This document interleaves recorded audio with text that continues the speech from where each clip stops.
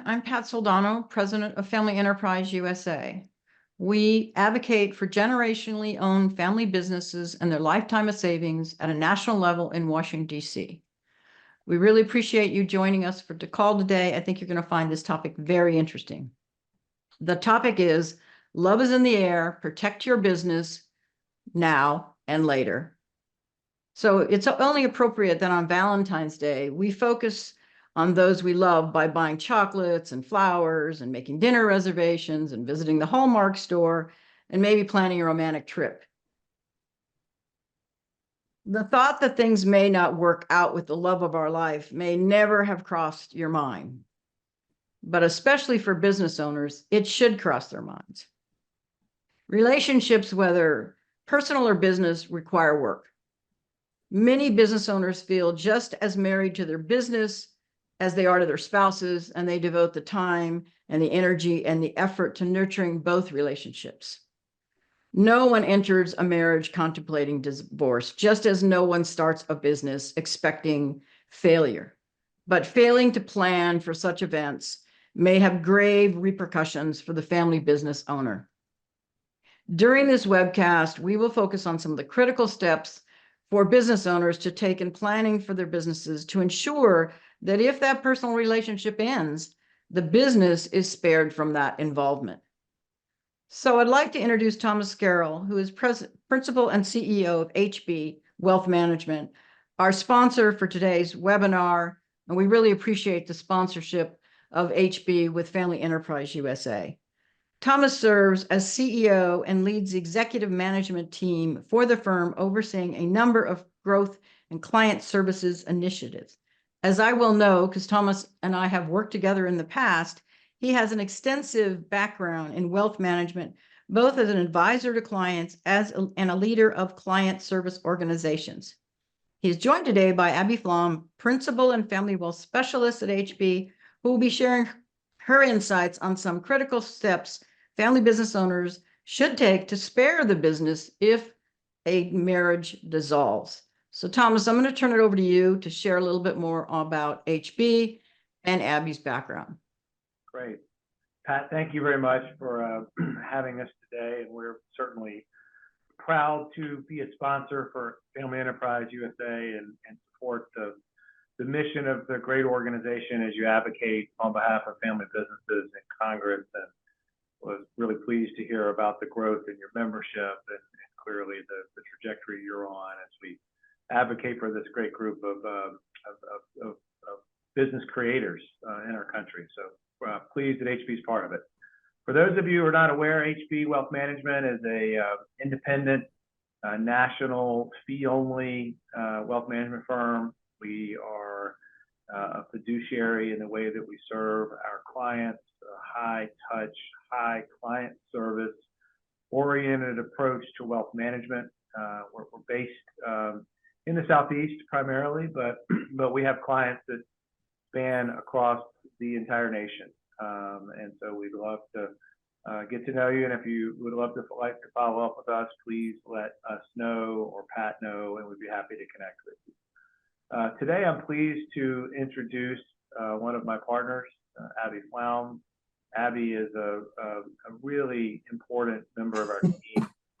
After a long process, I was able to convince her to leave the practice of law, a very thriving practice of law with one of the top trusted estate planning firms here in the city of Atlanta, where we're both based, and get her to join HB, where she provides really critical planning advice to our family office clients. And so I think you're all in for a treat today on this Valentine's Day. Your first treat of the day, maybe, is going to be delivered by Abby Flom, who is our family wealth strategist and partner. And so I'm looking forward to having her share with us a little bit about her presentation. So with that, Abby, I'm going to turn it over to you. Well, thanks. I like being referred to as the first treat of the day. And everybody, I'm not speaking like this to sound particularly festive on Valentine's Day. I'm just coming through a little bout with pneumonia, but I'm still roaring to go. So hopefully you can bear with me through all of this. And I'm just going to share my screen for a moment. I practiced it ahead of time because love speaking, but not technologically savvy. Okay, so love is in the air now. Protect your family business later.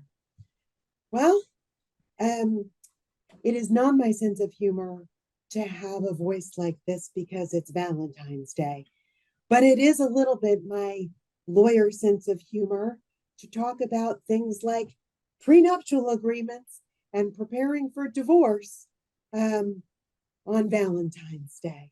So happy Valentine's Day, everybody.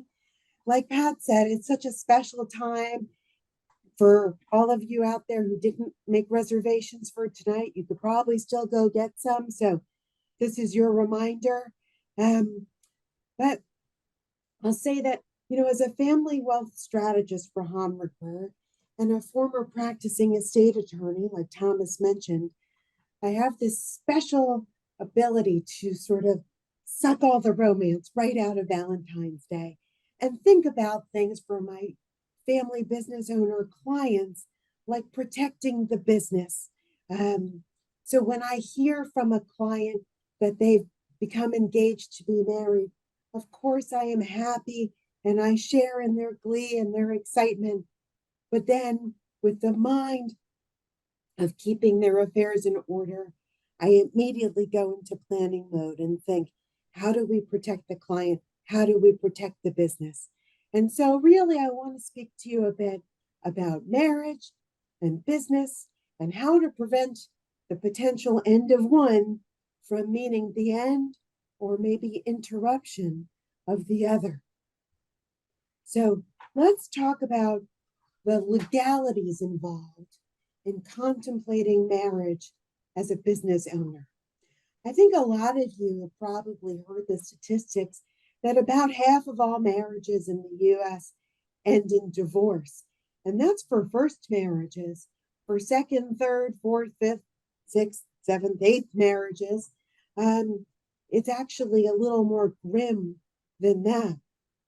And so before, when I've spoken to this audience about planning as a business owner, we've talked a lot about operating agreements and shareholders agreements and buy-sell agreements. And why do we talk about that? Well, we want to be sure that within your businesses, everything is structured to operate smoothly, for everything to be administered just the way that you want. Well, marriage too is a kind of partnership. And I am a very big proponent of marital agreements in order to keep the marriage and the administration of business relating to the marriage working just the way you want it to, just the same way that we would want for your businesses. The thing is, I think a lot of people are willing to roll the dice and enter into a marriage without a prenup. In fact, if you look at statistics of people who do get prenups, they're very few and far between. And I think that's primarily for a few reasons. Number one, hopefully when we get married, we're doing it for love. And when we're thinking about getting married for love, we're not necessarily thinking about a time when that love might end. It's just inconceivable that this person who we've just vowed to spend the rest of our life with might be someone that we don't spend the rest of our life with. Number two, I think that people tend to separate out the protection of one's property and assets from the idea of marriage. They just don't seem like two ideas that belong on the same plane. And let's be honest, number three is that it just plain feels awkward to talk about asking for a marital agreement with someone that you love. I was just talking to a group of estate planners about a week ago when I sounded a little better than this. And we were talking about when people go to get their wills done. It's very rare that someone wakes up one day and says, you know, I'm going to check some things off the list. I'm going to call the window washers. We're going to paint the house. And oh, yeah, let me talk to an attorney about my death and taxes. That sounds exciting. Well, I think that just as there are a few things that motivate those people to get into the attorney's office and talk about their will, usually something like an African safari or something else exciting coming up, I think there needs to be a motivating factor to get people in to talk about the idea of a marital agreement. And when I talk about marital agreements, I mean both prenuptial agreements, which are something that most people are familiar with, at least from a very high level, or postnuptial agreements. So if you know what a prenup is, a postnup is the same idea, except you do it after you've already been married. So I guess my point, though, is that statistics where they are about divorce, I would argue that it is irresponsible and may even show disregard to family members and co-owners in the business to not engage in a discussion about protecting the family business in the event of ultimate divorce and talking about a prenuptial agreement. So there we go. So let's talk about contemplating marriage and some property basics. And I'll say, I know from years of drafting prenups and being involved in these kinds of agreements, a lot of things that people know about these agreements are things that they see in the movies. There's some really entertaining ones, some great movies, some great shows out there. But let's talk a little factually today about some things you might need to know in thinking about whether you or your child or someone else involved in the business should have a prenup. So when it comes to how property is divided during a divorce, the type of state and the state's laws really dictate how everything will work. And in the land of property division, there's really two kinds of states: separate property states and community property states. Now, I live and have spent my entire adult career in the state of Georgia, which is a separate property state. A lot of people talk about divorce and, splitting everything in half. But in a separate property state, which, by the way, overwhelmingly is what most of the states are, it doesn't mean in the event of divorce that you're just going to chop everything in half. That's what a community property state is. So a state like California is a community property state. And in the event of divorce, marital assets, which I'll talk about in a moment, are divided 50-50. In separate property states, the marital estate is not divided equally, like in California, but rather equitably. What is fair? That is how assets are divided in a separate property state. And when we talk about what's divided, we're talking about marital property versus separate property. And I think in all states, can't speak definitively because I've only practiced law in one, but in all states, separate property is going to include property you bring into the marriage, as well as property acquired during the marriage by gift, inheritance, bequest, or devise. So all the stuff you inherit from your family and all the stuff you bring into the marriage, that's going to be your separate property. All property and assets and income acquired during the marriage is marital property. And that would be the property that is subject to division in the event of divorce. But here's the thing. sometimes that line between what is separate property and what is marital property gets blurred. And I want to talk to you. There's many ways it can be blurred, but for purposes of our discussion today, I want to talk to you about this in the specific context of a family business. So, when is a business marital property? Well, there's a few ways that business might become marital property.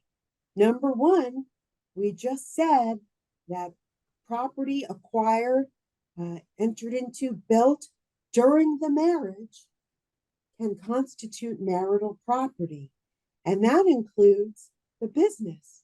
So now it's possible that the business started before the marriage, but a spouse contributed to or entered into that business during the marriage. And that might make that business or that interest in the business marital property for purposes of the marriage. So there's many ways that someone might contribute to a business and have that contribution count as a marital contribution. One way is pretty straightforward. That's with capital. Maybe you invest in a business. Maybe you exchange money for an interest in the business during the marriage. And if you do that, arguably that purchase interest may be marital. Maybe you already had an interest in the business before you got married or not.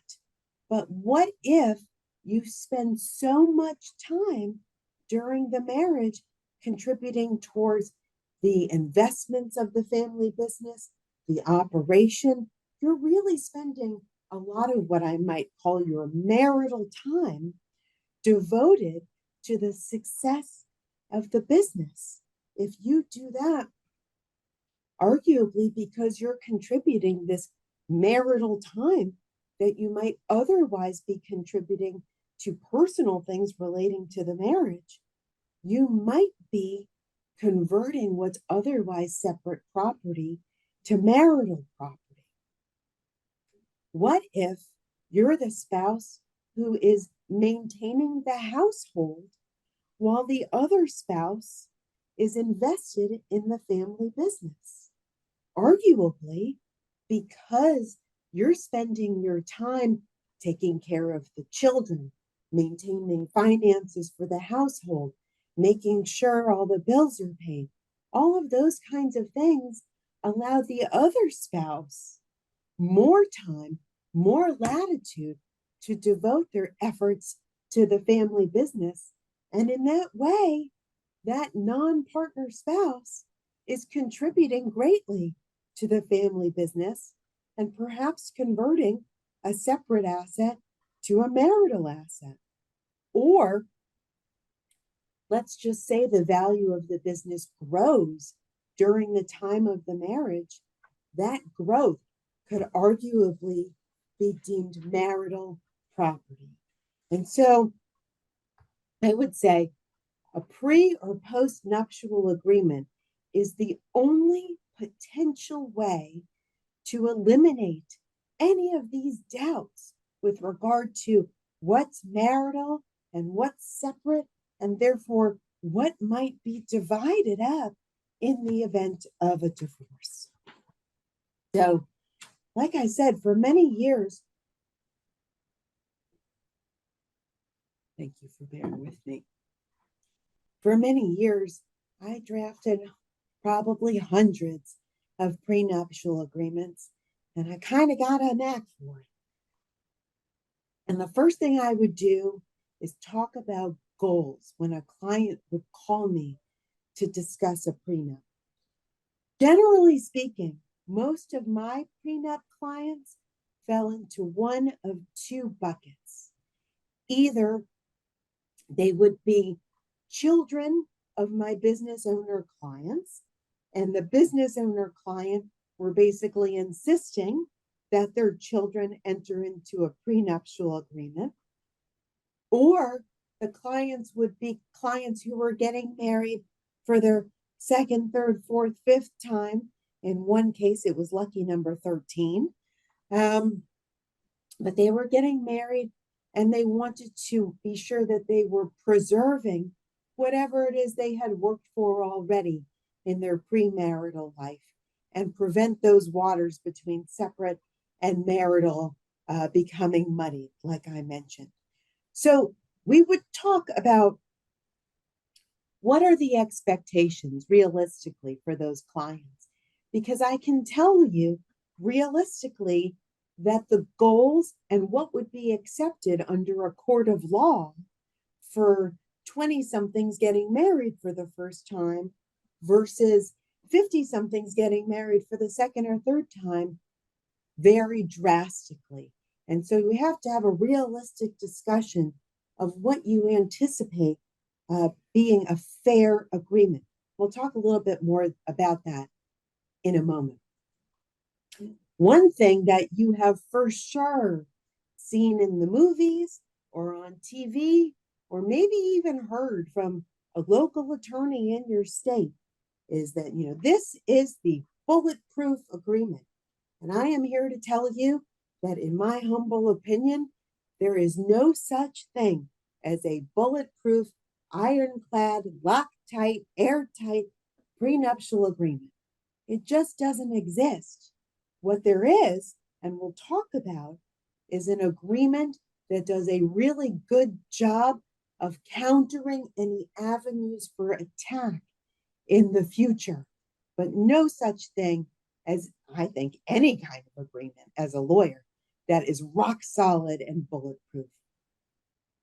An agreement cannot be what we would call unconscionable or unfair. We'll talk a little bit more about that in a moment. And my own personal view on prenups is nothing that I'll very articulately say is icky. We don't like icky things in a prenuptial agreement. And the biggest example I can think of for icky things in a prenuptial agreement would be a fidelity clause, a clause that says, if my spouse cheats on me during the marriage, this is how they are punished, usually a financial penalty. If I had a client that wanted to include a fidelity clause, I would explain to them that my own personal policy was not to draft a prenuptial agreement with a fidelity clause. And if they were really insistent upon having it, I would refer them to another attorney that I know was willing to do it. And why would I not do it? I just told you I want to draft an agreement that is designed to counter attack. And a fidelity clause is just the kind of thing that is open to attack. Because define cheating. What does cheating mean to you in your mind? Does it mean someone had an emotional affair? Does it mean someone was kissed? Does it mean something more? It's really a very slippery slope. So when I talk about excluding icky things from a prenuptial agreement, this is my prime example. The last piece of advice that I would always give when a client would call up to talk to me about a prenup is please, please, please don't let all of the communication happen between the lawyers. Typically, what I would like to do is work out a draft for your agreement with the client and talk about what it means. Do you think it's fair? Is this something you've talked about with your fiance? And I'll tell you, along the lines of having children who you'd like to see have a prenup, the biggest piece of advice I can offer you there is, as business owners, and I've talked with this group about family mission statements, family constitutions, basically things that you bring the family up understanding or just non-negotiables for the family. And if the children are brought up understanding that prenups are just sort of an expected thing that will happen once they become engaged. That puts them at an advantage in discussing prenups with their intendeds because it's not going to be a surprise. When they get serious in a relationship with someone, they're able to talk about these expectations within their family and how it's not personal to the fiance, but really just sort of an expected part of what the family does. When you talk with an attorney about what you want to see with the prenup, it's important to talk about expectations. It's important to get the agreement to a place that you feel is fair and representative of what you want to do, typically preventing family assets from being deemed marital in any way. But once you have spoken with the attorney and you're on the same page and you have a good working draft of what a prenuptial agreement should look like, I would always tell clients, grab a bottle of wine or go out to a nice dinner or do whatever it is that's special for you and your fiance and sit down and talk about what the agreement actually says so that when they go to meet with their own attorney, they're not encountering any big surprises. Because I can tell you this, no one likes when two attorneys get on the phone and they're charging every 6 minutes about what the rules for administration of your divorce is going to be. That cannot lead to good things. So open communication with your fiance is an absolute must. Now, I've only ever practiced law in the state of Georgia, but every state has its own criteria to determine whether a marital agreement, whether it's a prenup or postnup, should be enforced. And I'm going to talk to you right now about a few things that you should be keeping in mind when it when it comes to marital agreements and enforcing them. Now, one thing I already mentioned, and if I didn't hammer this home enough, pun intended a little bit because of this picture here, but if I didn't hammer it home enough, it is that there's no such thing as a bulletproof agreement. And if someone goes to get divorced and they don't like what a prenuptial agreement says, the first thing they're going to do is look for an avenue for attack. And there are several potential avenues. One has to do with qualified legal counsel. So I'm going to tell you a little personal story about myself. I am a born and raised New Yorker, and I went to University of Miami for law school. And I met the love of my life at University of Miami, and I moved to Atlanta, Georgia for him, because I can tell you, if you're from the Northeast and you meet someone from Atlanta, Georgia, you think, man, I'd rather do just about anything than move to Atlanta, because I was an ignorant New Yorker. I didn't know. Atlanta's a wonderful place. But I met my husband in law school, and we sat through family law class together. And when he asked me for a prenuptial agreement, once we got engaged and moved to Atlanta, I said, sure, because I was very pragmatic about it. And I understood why he, with family interests, would want to have a prenuptial agreement. Well, here's the thing about graduating from law school. When you're a 26-year-old baby lawyer, you know about nothing. You know how to think like a lawyer and not a whole lot else. So what did my husband and I do? We said, sure, we'll have a prenup. So I, 26-year-old Abby Flown, went into my law firm's database and I found a prenuptial agreement, and I changed some names and tailored it a little to look like it matched for us. And I sent it over to my fiance at the time. And he said, yeah, this looks good. And we both got lawyers at our respective law firms to sign it, basically saying we had a lawyer look at it for us when we really didn't. And that was sort of the end of it. interesting way that turned out. I scanned the agreement as a PDF once we signed it over to my fiance. We got married. I subsequently left that law firm. He subsequently left his law firm. And guess where that PDF lived? In our law firm email. So don't do that because we did not have a hard copy of our prenup and PPS. We are divorced now. So when I say that people have to have qualified legal counsel, I do not mean hire a 26-year-old fresh out of law school who doesn't have experience.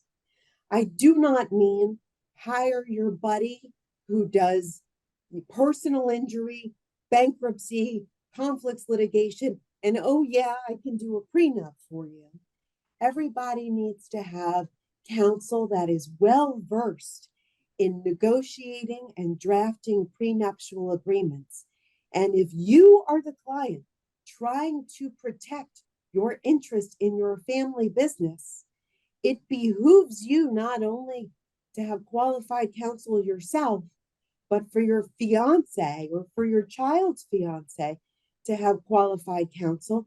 Because if they don't have that counsel and they go to get divorced, believe it or not, they can argue, well, I didn't have qualified counsel to explain all of the ramifications of signing this agreement.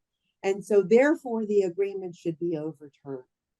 You can offer to pay for their counsel, and it is not a conflict, but you want to be sure that both parties have counsel that are qualified to explain all of the ramifications of signing the agreement and make good suggestions for them. Also, consider the circumstances relating to negotiation and execution of the agreement. I had a client when I was practicing law who was a very famous basketball player. And he called me 3 days before he was going to go to the Dominican Republic and get married. And he said, Abby, can you draft a prenup for me? Now, even if I could have moved heaven and earth to get a prenuptial agreement in place for him within the hour, that would not have been enough time for his fiance to engage counsel, to have them have sufficient time to review the agreement, make suggestions, negotiate it. So I said, why don't you go to the Dominican, have a great party, don't actually get married, and when you come back, we'll work on a prenup. He wasn't going to go for that one. So then I said, well, all right, if you're insisted upon getting married in 3 days, why don't you come back? We'll work on a post-nuptial agreement. He wasn't going to go for that one either. Ultimately, he went to another attorney that was willing to roll the dice and get the agreement done within those 3 days. I hear they signed the agreement on literally the backs of the groomsmen before they walked down the aisle. And I'm just praying that that former legal client of mine never gets divorced. So think about things like timing of the agreement. You should do it well enough in advance where it's a memory by the time you get divorced, but not, I'm sorry, by the time you get married, but not so far in advance that it is stale by the time you get married. My next point is so key, and this is going to be a hard one for you business owners to swallow. But when in doubt, over disclose. Remember, we talked about everything you bring into the marriage being separate. And we also talked about the idea of wanting to maintain your business interests as separate even after your marriage. Well, you can't maintain something as separate if you haven't fully disclosed what it is.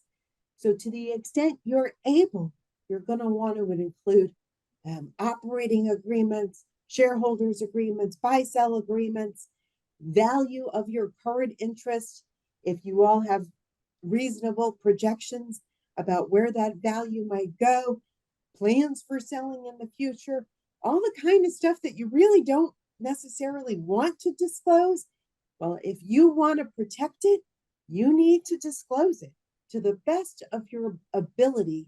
Disclose it. Many of my clients that were children of my estate clients would say, "Hey, Abby, I don't even know any of these details." And a lot of their parents didn't want to disclose it. So the best you can do is disclose as much as you possibly can when you're getting married, so that in the event of divorce, no one can ever say, "Well, if I had understood the value of the business, I never would have signed this agreement." Explain it all. Explain trusts. Explain what the business agreements mean. Because I can promise you that if this agreement goes in front of a family law judge, they do not understand the ins and outs of trusts and of corporate law. So to see it explained in black and white is incredibly helpful for your case in explaining what should be separate. Also, arguments for conversion. If you're regularly getting, when I take a sip, it benefits you all too, because I can't imagine what it's like to listen to this voice for a while. I apologize. But if you are regularly receiving any kind of distribution from a trust, from your business, from a trust that owns an interest in the business, you don't necessarily want a future ex-spouse to say, "Well, so-and-so was getting $10,000 a month, and we came to rely on that for the payment of our household expenses during the time of our marriage, and therefore that should be considered in determining what's appropriate for me in the divorce." So your agreements should think about things like this. And basically what I like to do as a practicing attorney is I like to basically say that for all purposes of the marriage, the family business was 100% just non-existent. And I'll tell you, lots of people ask, "Well, if everything's locked up in a trust, then do I even need to worry about a prenup?" And I have heard very good, reputable estate attorneys tell their clients, if everything's in a trust, you don't have to worry for your children. They are protected. And I could not disagree more. There is a very nice level of protection that comes with contributing your family business interests to a trust. And I'll talk about that in a moment. I really love that level of protection, but it does not protect those interests in the trusts or interests in the family business from being counted against you or your child or your cousin or whoever the family business owner is. It doesn't protect them from having those interests count against them for purposes of determining alimony and their ability to pay alimony. Right or wrong, it may be considered for those purposes. It also may count against them for purposes of division of marital assets. So if your son has a prenup that says family business is off the table, but otherwise, it's as if we're just dividing everything equitably. Well, a judge may say it's not equitable to give your son 50% of the marital assets because he has this pot of family assets. And I would argue it may not be equitable for a judge to say that, because your child may have absolutely no say over how a trust works for them. They may not have any mandatory distributions. So basically, I think that a careful agreement will just basically say that for purposes of the marriage, family business interests do not exist. And some will say this is against public policy, And I would say call that out right there in the terms of the agreement. Be careful. A trust doesn't necessarily always protect everything when it comes to getting married. Now, when we're talking about testamentary obligations, what goes in to what happens at death in the event that a member of your family passes away? If a prenup is talking about, or a postnup is talking about those obligations, it's very important that those obligations are drafted both with specificity and with flexibility. And I'll give you an example. Just 2 weeks ago, I was meeting with an HB client, and he is in a very loving and wonderful marriage. There is no fear that that marriage is going to end. But he entered into a prenup with his wife 15 years ago. And that prenup basically guaranteed his wife certain assets in the event he passed away. Well, as happens with assets, they change over time. And so the properties he listed in that prenup no longer exist. He doesn't own them. And the specific accounts that he referenced in that prenup, he doesn't have anymore. He was unfortunately not an HB client when he entered that prenup, but he became an HB client and account numbers changed. And so we had to address how to appropriately fulfill his prenuptial agreement now that all those obligations cannot be fulfilled. And it requires a little bit of an unpleasant modification of his prenuptial agreement. If instead the agreement had talked about values, not specific assets, but values that he has to leave for his wife in the event of death, then that would have allowed us more flexibility to keep the agreement as is. So it's important to draft an agreement with a view towards the fact that not only can assets change over time, but circumstances can change over time. A family business might thrive today and not tomorrow.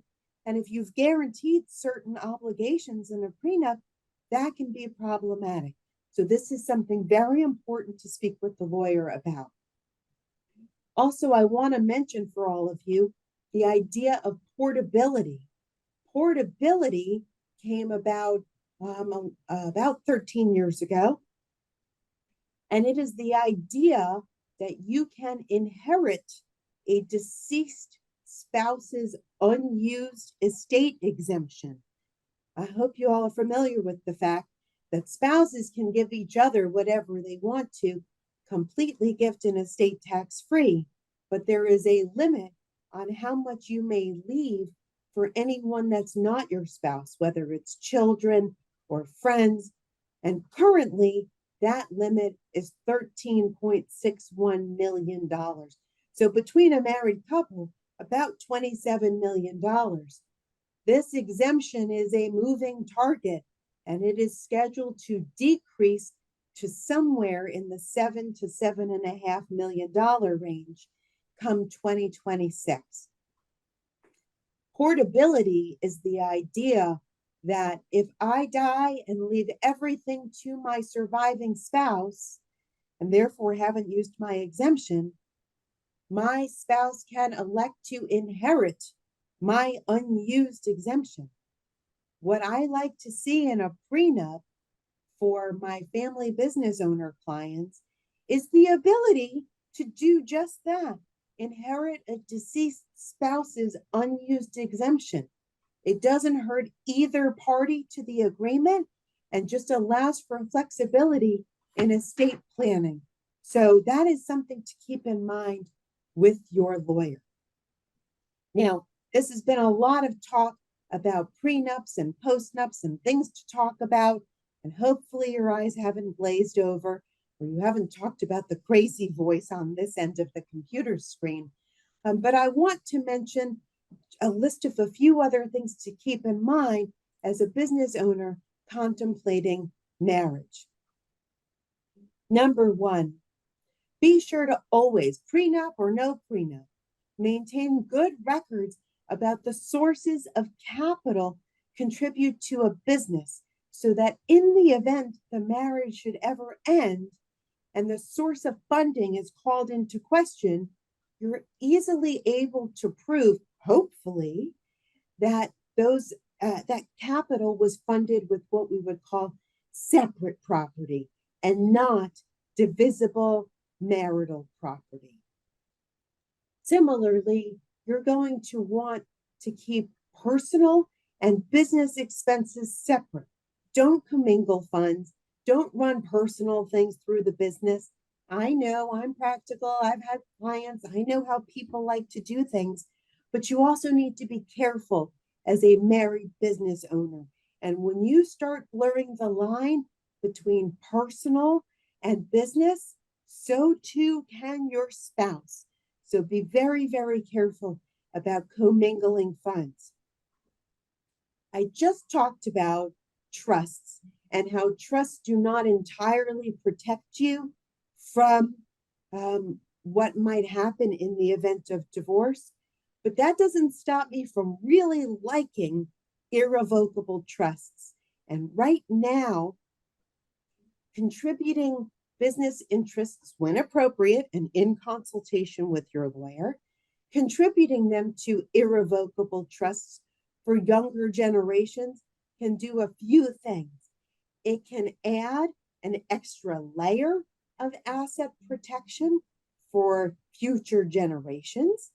It can do some tax planning for those future generations so that as your business interests grow within the confines of a trust, it is outside of those generations' taxable estates.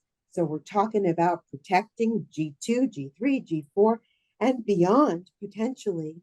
And it's also doing some good tax planning for you, because right now we're encouraging our clients to take advantage of the gift and estate laws before they change in the future. And they are scheduled to change if Congress does nothing before December 31st, 2025. So contributing assets to a trust can be a very good idea under the right circumstances. A few other things to consider real quick before we turn it over to Q&A is one, ensure that companies' operating documents contemplate what you want to have happen.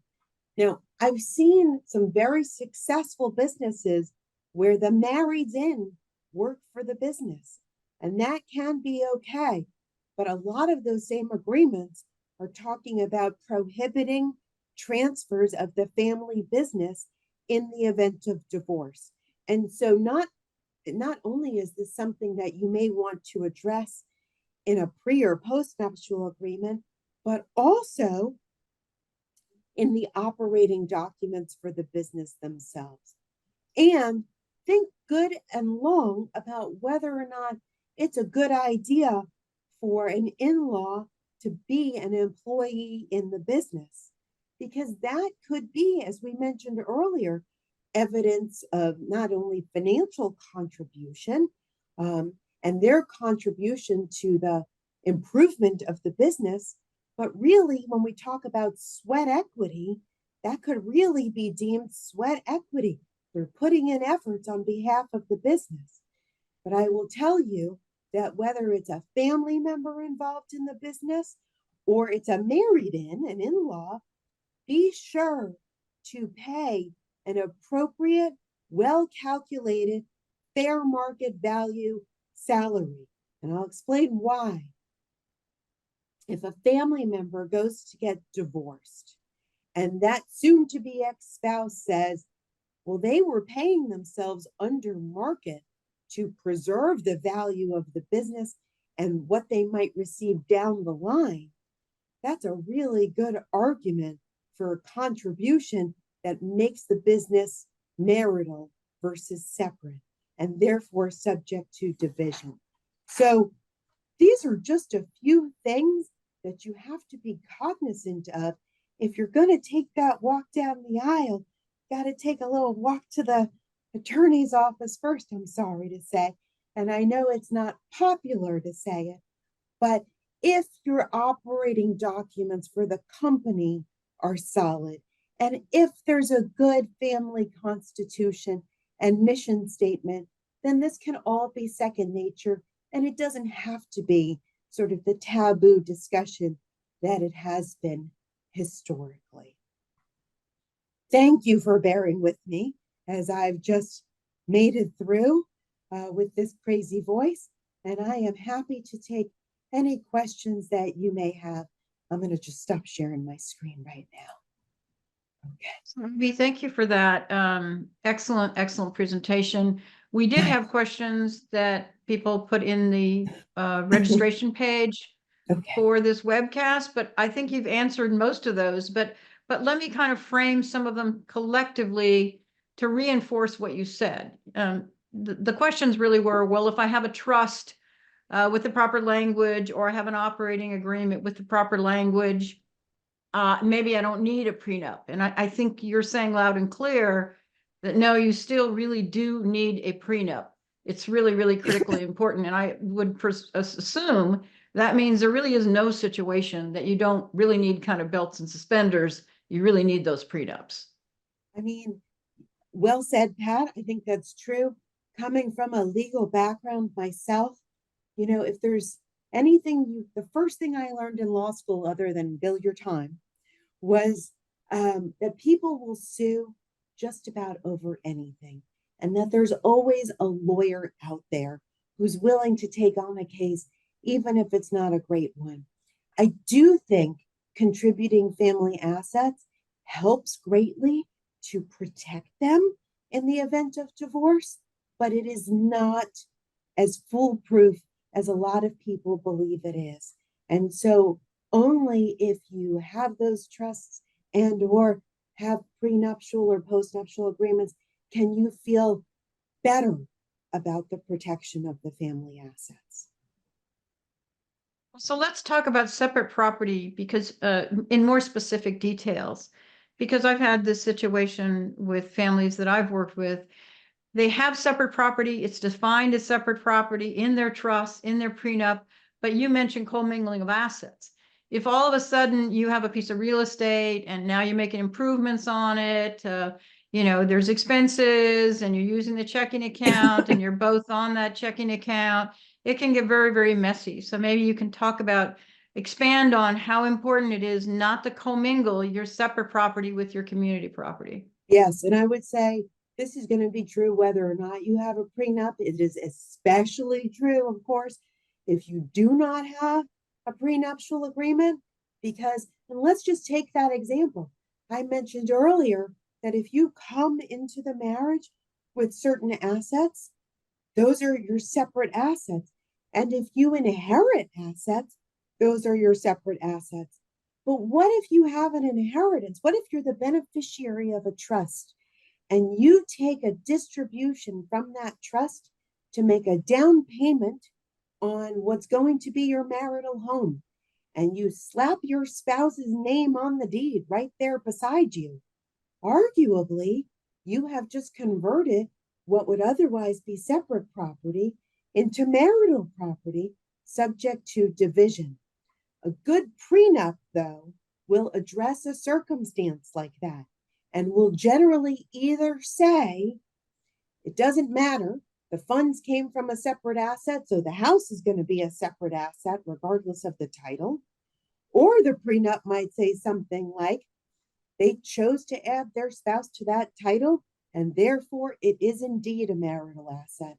I think that personally, that latter way of tracking it by knowing that title controls is kind of easy psychologically to administer and kind of makes for the prenup that you don't have to check every 5 minutes when you want to title something. But yes, commingling your assets, I think whether or not you have a prenup can give the other spouse an argument that, hey, you commingled here and we should talk about how I'm going to get a piece of that. Well, we have time for one more question, and then I'm going to turn it back to Thomas for any final remarks that he has. This is a question that I think is on people's mind. It wasn't in the ones that were in registration, and it may be a difficult question for you to answer, but I'm asking it because you've had so much experience with prenups, and it's such a difficult area, since a sensitive topic for people to talk about. Do you have any suggestions on when to bring up the topic of prenup? You obviously don't bring it up on the first date, and you don't bring it up on the day of the wedding. So there's Right. some time in between that, and I realize it is different for different couples based on their relationship, but do you have any suggestions around how do you broach the topic of prenups? Well, it's a great question, Pat. I think for clients who have family businesses, like I said before, I love the idea of bringing up your children, knowing that it's an expectation, so that, because when we get into relationships and we start to talk about, yeah, we'll get married one day, it's the kind of thing that can come up then, even before you're engaged. But if it doesn't come up before someone's engaged and someone gets married, the way I like to, despite the fact that I practiced law for almost 17 years, I actually am a human being, and there actually is a heart inside. So I get that it is not the most fun topic to bring up with anyone. I would say, and what I would say to a lot of my clients in the past is, get engaged, enjoy it, celebrate, have all the engagement parties you want to have. And then when the excitement, I'm not saying the excitement goes away, but when it fizzles a little bit and we're getting back to real everyday life and maybe planning the wedding, that's the time to talk about this agreement, not 3 days before you're flying to the Dominican Republic to get married, not 3 weeks, ideally not even 3 months, although I can't tell you how many people would call me 3 to 4 months out. The best is give it enough time where hopefully by the time you get married, it's a little bit of a distant memory, but it's not so long in advance of the wedding that it's just totally stale. 3 years ahead of time is not a good plan either. So strike that right balance sometime between, I would say, 3 or 4 months and a year would be ideal. Well, thank you for that. And thank you for the excellent presentation. And now, Thomas, I'm going to turn it back to you to see if you have any final comments before we close the webinar. Sure, Pat. Thanks again for giving us the platform to share this content with your membership. It's been a great presentation by Abby. Abby, thank you for playing hurt today. You made it, voice held up. And for those that are on the call or might listen to the replay, I hope you understand how important it was for us as an HB Wealth Management firm to have someone like Abby on our team. She truly has expertise that is critical to our clients and our families, but does it with such a soft bedside manner and such a relatable approach. And I hope that came through for all of you today. And we certainly thank you for your time and interest in this important topic today. Thank you all for joining our call today. Have a great rest of your day. Take care.